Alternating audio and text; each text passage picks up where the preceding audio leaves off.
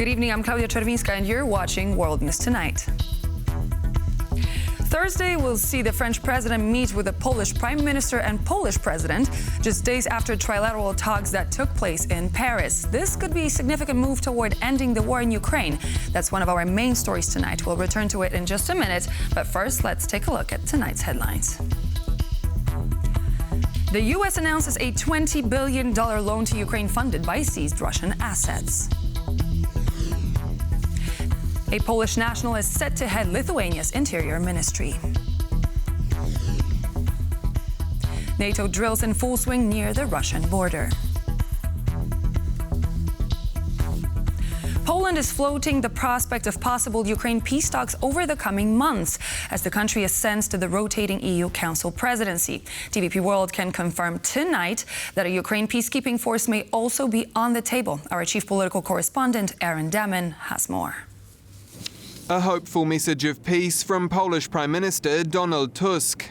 I want to inform you that I will have a series of talks concerning primarily the situation beyond our eastern border. Negotiations may, although there is still a question mark, start in the winter of this year. It comes as pressure mounts on Europe to act ahead of the incoming US presidency of Donald Trump, who has both called for an immediate ceasefire in Ukraine and warned that America could quit NATO if other member states don't hit their spending targets. That means Warsaw is gearing up for its turn on the rotating EU Council presidency with one goal in mind. I really want Poland to be the country that will not only be present, but will set the tone for these decisions that are to bring us security and secure Polish interests. A former US ambassador to NATO is confident that Poland will have the ear of the new White House administration. Poland has an almost unique opportunity in Europe. It is very well respected in the United States, including by President Trump and the Trump administration. In Ukraine, it's all about how a peace deal is struck. The problem is on which terms it should end, on the Ukrainian terms or on Russian terms, because Russia wants to clearly stay and occupy territories which are now under its control. Those terms will be crucial to any ceasefire, with Poland now laying the groundwork to play a key negotiating role. Prime Minister Tusk met with his Estonian counterpart on Wednesday, and on Thursday he will sit down with French President Emmanuel Macron, running through Macron's hotly discussed meeting with Zelenskyy and President-elect Trump over the weekend in Paris. How to better support, how to better assist Ukraine in this new phase of the transatlantic relationship will be certainly on the agenda of the talk. An EU diplomatic source has confirmed to TVP World tonight that the pair will also discuss a possible peacekeeping deployment to Ukraine. It's clear that Poland, one of Kyiv's staunchest supporters since Russia's invasion almost 3 years ago, is looking to pull every lever to bring the pain and suffering to an end. French President Emmanuel Macron is scheduled to pay a visit to Warsaw on Thursday, says Polish Prime Minister Donald Tusk. The French leader is expected to discuss his recent talks with U.S. President-elect Donald Trump and Ukrainian President Volodymyr Zelenskyy, as well as a possible EU peacekeeping mission if Ukraine does decide to settle for peace. Franciszek Pilis reports. French President Emmanuel Macron is facing plenty of challenges on the domestic front following the collapse of the government in Paris. But he's also got plenty on his plate when it comes to foreign affairs. The freshest item on his agenda is a visit to Warsaw, where he and Polish Prime Minister Donald Tusk are expected to discuss Macron's talks with Volodymyr Zelenskyy and Donald Trump, held on the sidelines of the Notre Dame reopening ceremony. The main topic is said to be EU security in the face of Russia's invasion of Ukraine, as Poland is set to take over the presidency of the Council of the European Union in January 2025. We had a good time together, and we had a lot of success, really great success working together on defense and offense too. And it certainly seems like the world is going a little crazy right now, and we'll be talking about that. The upcoming visit to Poland will be President Emmanuel Macron's second. He was a vocal opponent of Poland's previous government. We know that President Macron and the government of Morawiecki had some political tensions when it comes to rule of law, especially. We know that their meetings, their discussions were not as productive as someone could hope for. But politics is not the only thing that is the explanation for the rapprochement between France and Poland. With a few exceptions, French-Polish relations prior to Macron's presidency weren't exactly perfect either, says Romain Lequenot of the think tank Eurocreative.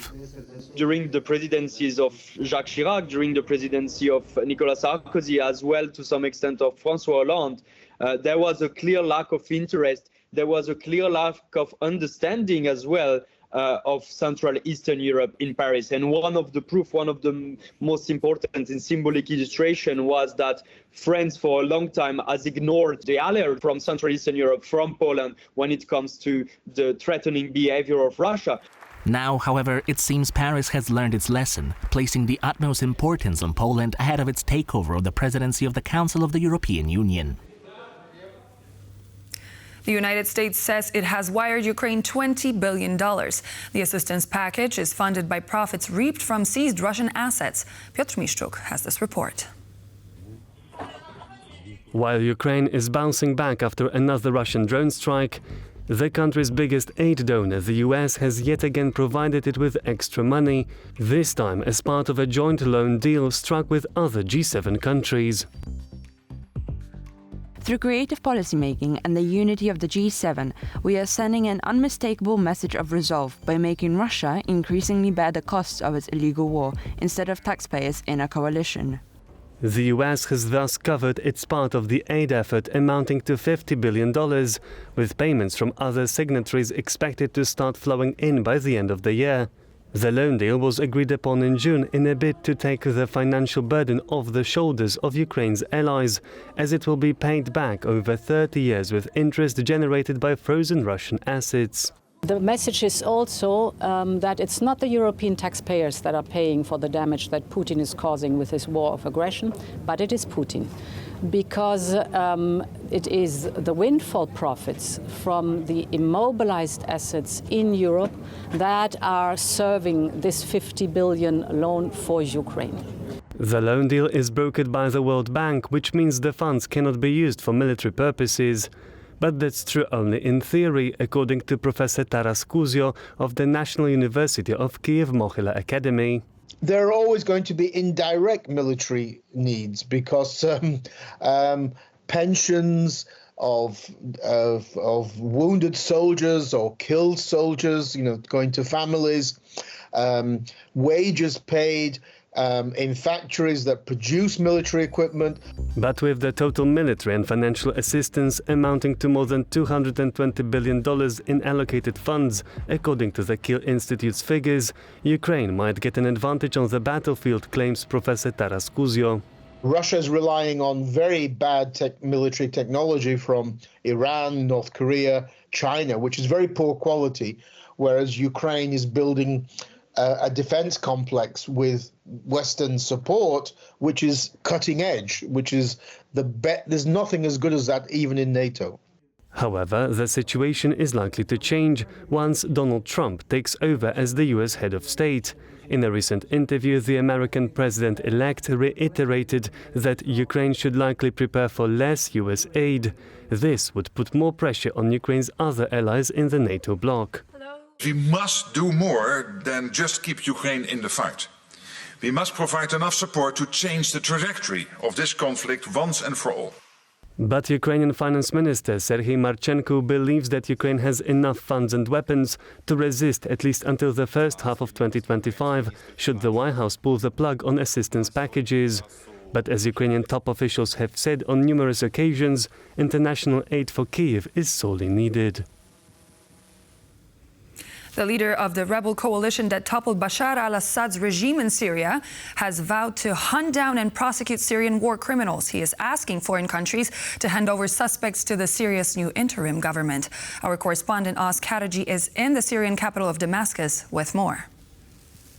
the main commander of the coalition of rebel groups that successfully toppled the regime of former Syrian President Bashar al-Assad, has vowed to hunt down war criminals in Syria and beyond, calling for foreign countries to hand over any Syrian that's responsible for atrocities, war crimes in Syria, particularly that of the torture and execution of detainees, those awful images that have been splashed across screens around the world from the Damascus countryside, the prison of Sednaya, showing bodies piled up upon each other.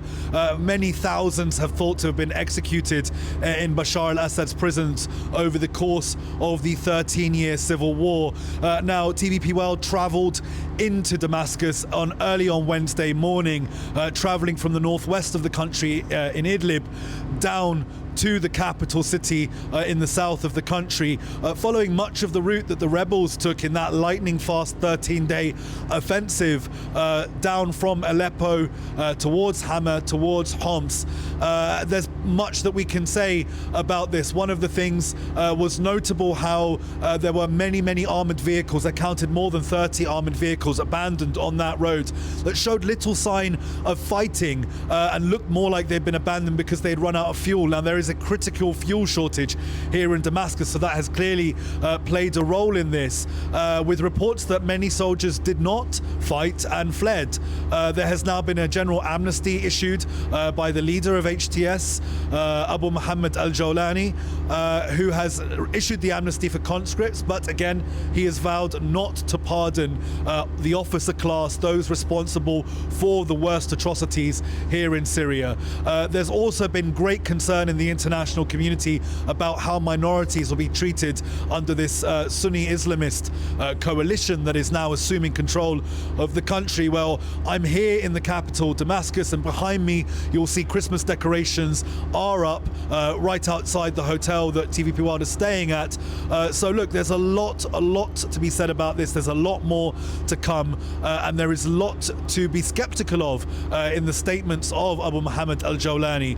But for now, he is sticking to his word that he will protect Syria's ethnic and religious minorities, and that's something the international community are going to pay very close attention to, particularly with regard to sanctions relief and potentially delisting HTS as a proscribed terrorist organization. It's Oz Kataji reporting from Damascus for TVP World. Lithuania's new government is expected to be sworn in tomorrow. The new cabinet will include a Polish national who is set to head the Ministry of the Interior. Ovidius Ničeja has more. Aš, Gintautas Paluckas, prisiekiu būti ištikimas Lietuvos Respublikai. Social Democrat Gintautas Paluckas has been tapped to lead Lithuania's incoming government. The Prime Minister-designate outlined some of his priorities in an interview in October. We actually pursue in the parliament right now. We register the law amendments, which actually brings some hope for the people that the issues they face with income inequality, with rising prices, with public services access and things like that. Paluckas will head a coalition government comprising three parties.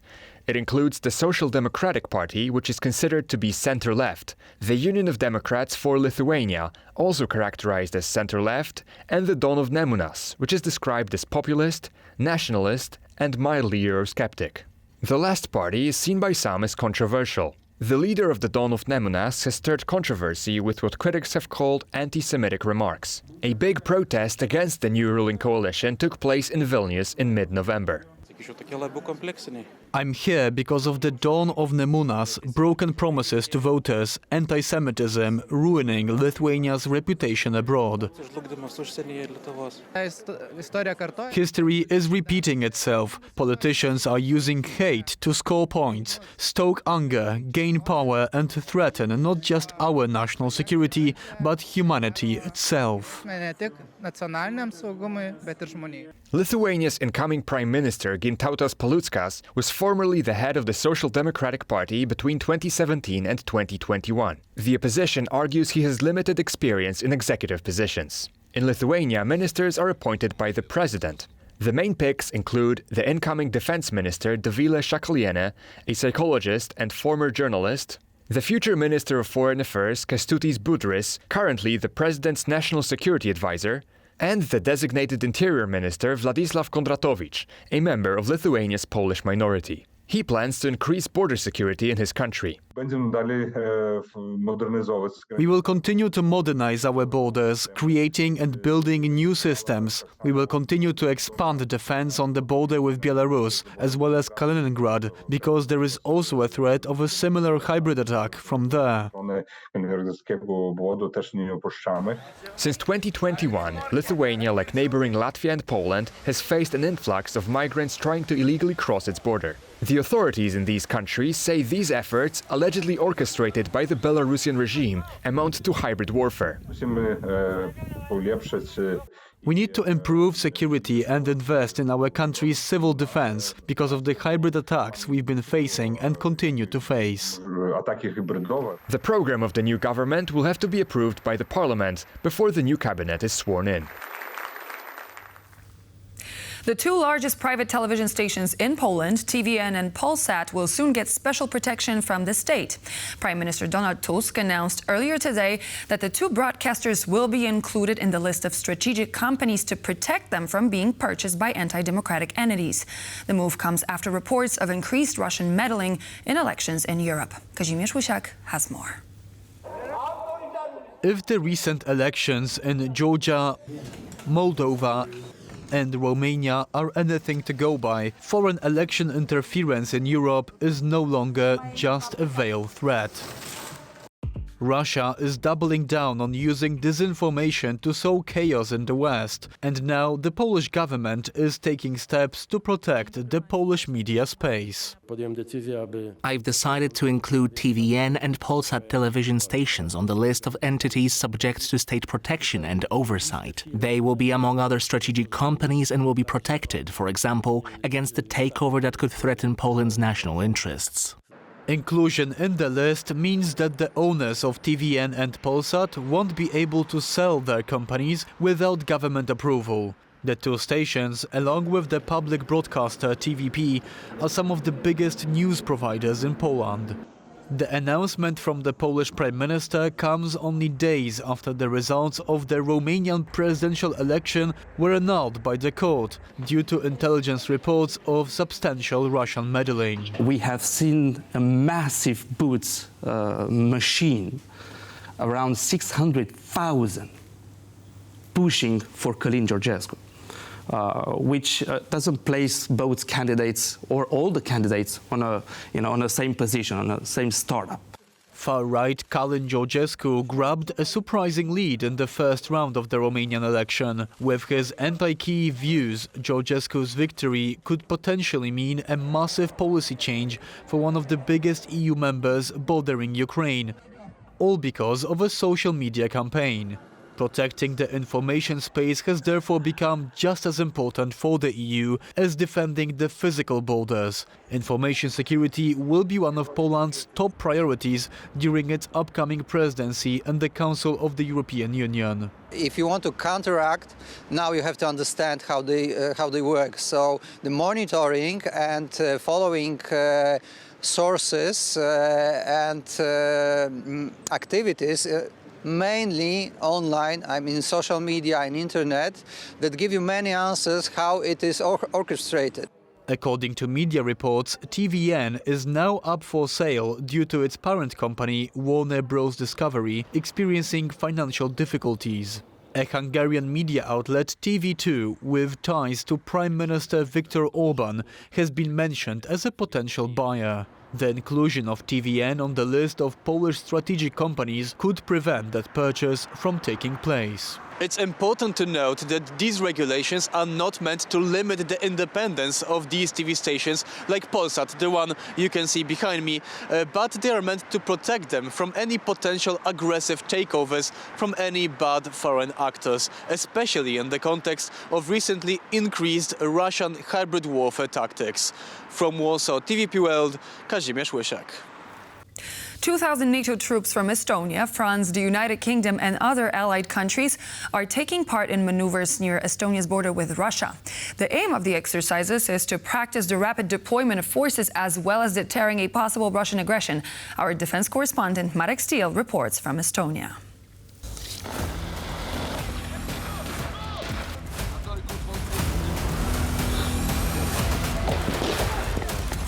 We're standing in Surgala training ground. This is a military base which is located near the city of Narva. This is the most eastern town in Estonia, right on the border with Russia. Here, around 2,000 troops from NATO countries, including the UK, France and Estonia, are training in an exercise which is called PICNI.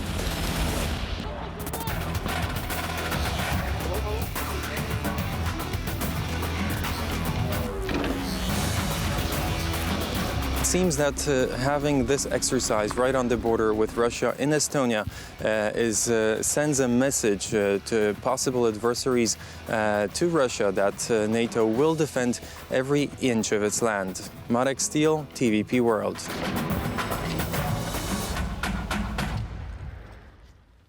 French President Emmanuel Macron is going to hold talks with Polish Prime Minister Donald Tusk in Warsaw on Thursday afternoon. The meeting comes after the French leader held trilateral talks with U.S. President-elect Donald Trump and Ukrainian President Volodymyr Zelenskyy. Could this signal that Ukraine is closer to peace? With me now to discuss this is retired military intelligence officer John Sweet. A very good evening and thank you for joining us on World News Tonight. Well, thanks for having me back on the show. Always a pleasure.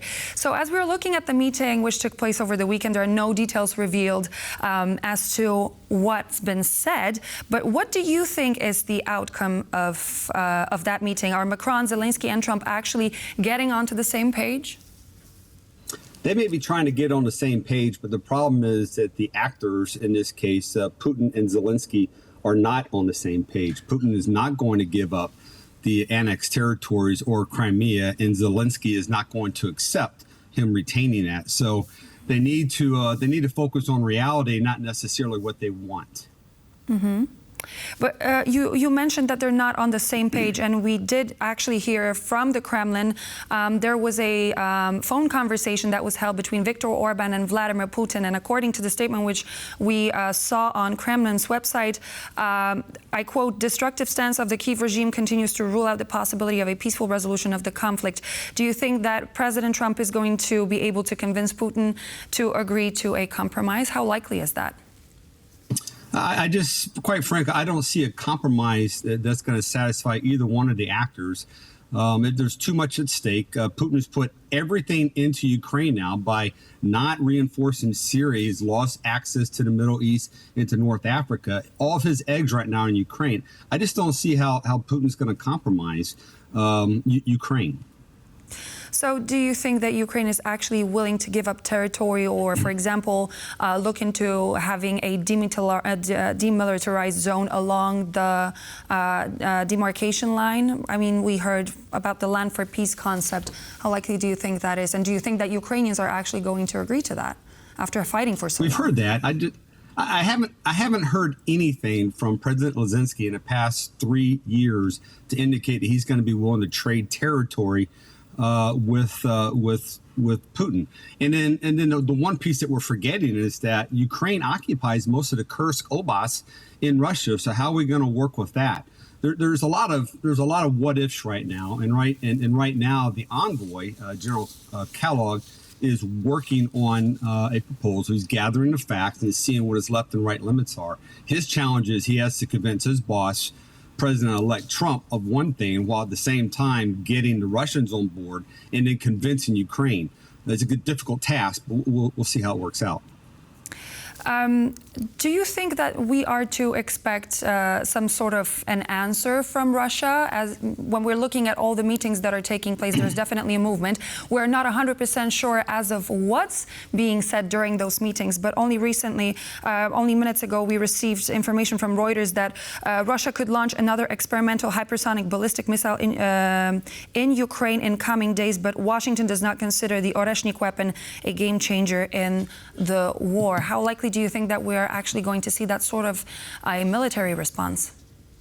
We're going to see more flexing like that. Putin has always risen the bar to get his way. And this way now is to reintroduce the weapon for a second time.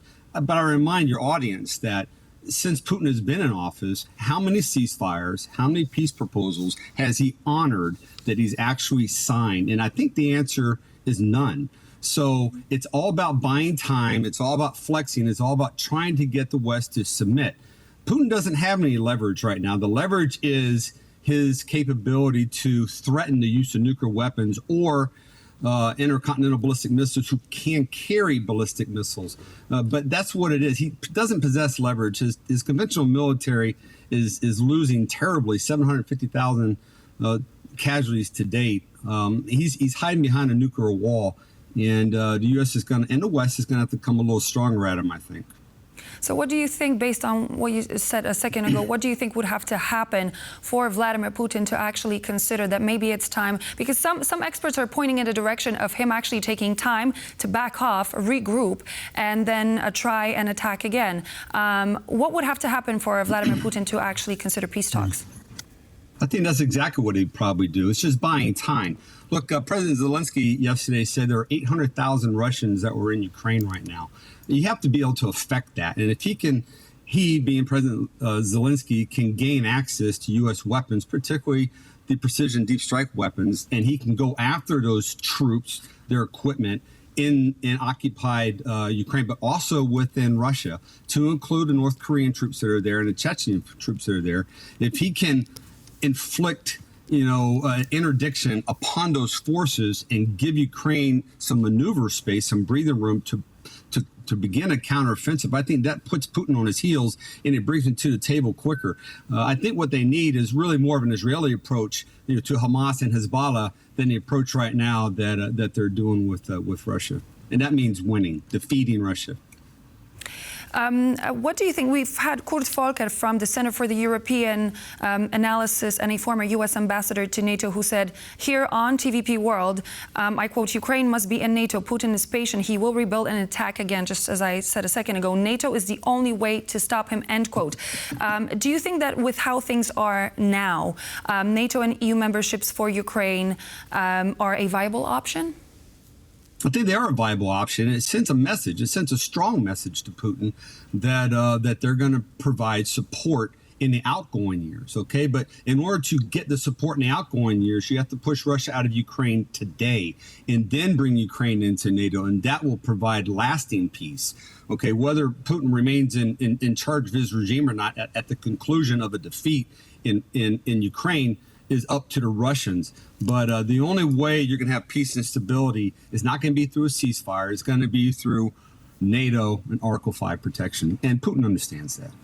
Do you think he really does? Because if they were to actually sit down by one table and have a conversation about peace, potential peace in that very conflict, do you think that he would not actually mention as one of the conditions Ukraine not becoming part of NATO?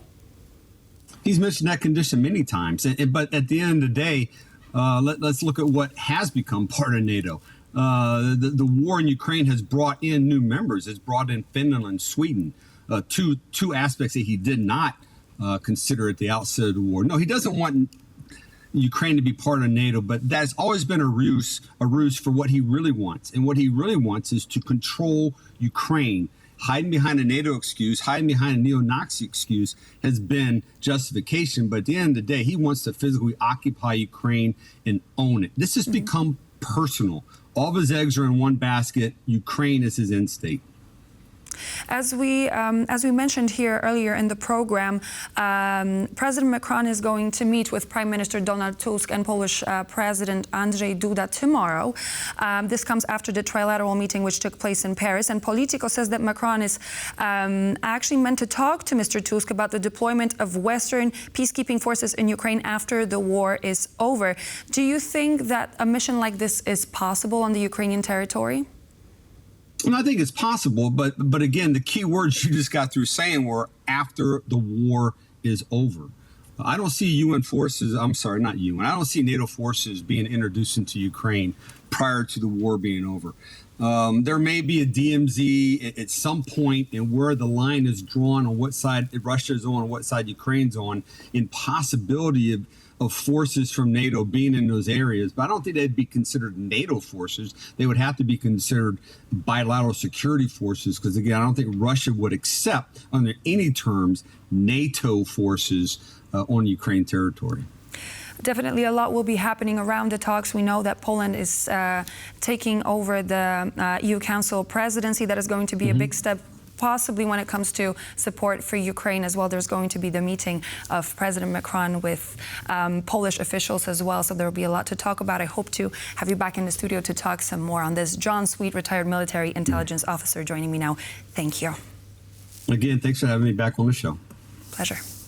And so this would be all the latest news for now here on World News Tonight, but please do stay tuned here on TVP World, as we'll be back with more news and features.